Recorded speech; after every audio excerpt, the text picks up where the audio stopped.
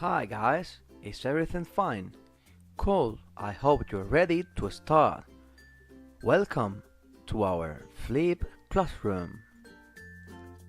Before starting, I'd like to give you some tips to take advantage of the Flip Classroom.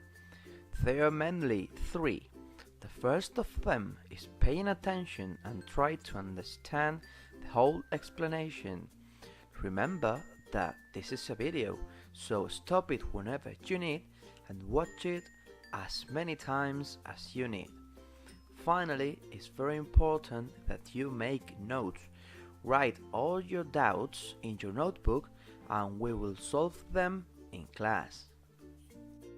But hey, before going into the theory, I would like to propose a quiz. Let's make everything even funnier. Two songs are going to be sounding throughout the video. Would you be able to identify them? Give them a try and remember them. You will get 1 point for each of them. You're going to watch this picture at some point of the presentation, so whenever you see it, try to guess the song. You are hearing the first one right now. Write the song down and tell me in class which one you think that it is. So, what are we learning today in our Flip Classroom?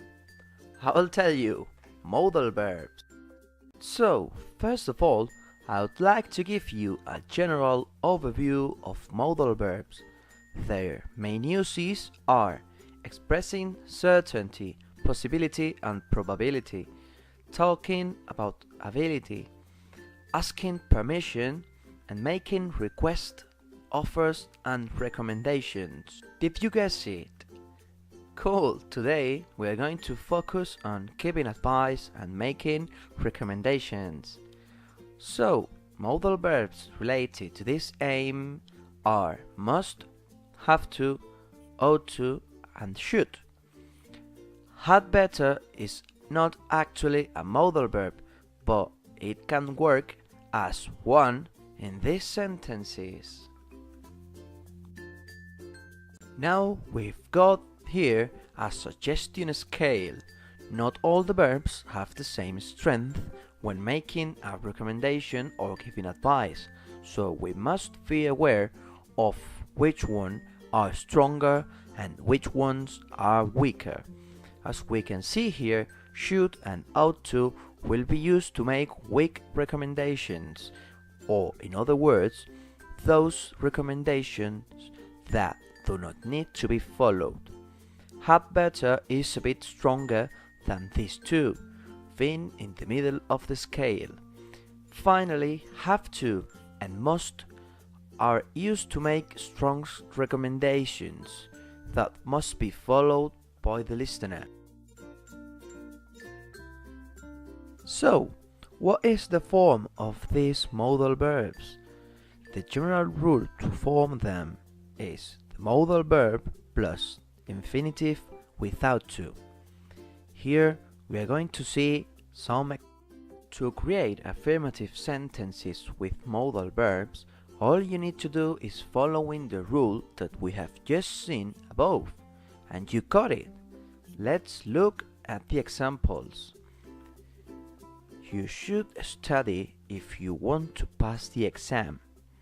You must go home now. Negative forms are a bit different. We have to add not in between the modal verb and the infinitive without to. For example, you should not, or the contraction shouldn't, arrive late. However, there is an exception with have to. To form the negative with this one, all you need to do is to write do in its negative form. Modal verbs don't have a particular form for the third person singular, but you must use thus and thusn't if you use have to with he, she, or it. For example, you do not have or you don't have to eat at the break. Finally, we've got interrogative sentences. To make questions, you just have to write the modal verb before the subject of the sentence. And you got it. Let's see the examples. Should you study if you want to pass the exam? Must I go home now? But hey, be careful. Have to and must can be used many times to mean the same. However, have to is used when you can't choose to do something. We can say that there is a kind of external influence that forces you to do it. For example, you have got to get an ID, otherwise you will get fined. On the other side, must be used for strong recommendations. For example, you must visit Paris when you go to France. But if you don't go, nothing happens. So, revision. Did you understand what modal verbs are and how to use them? Do you know how to use modal verbs properly in negative sentences and questions?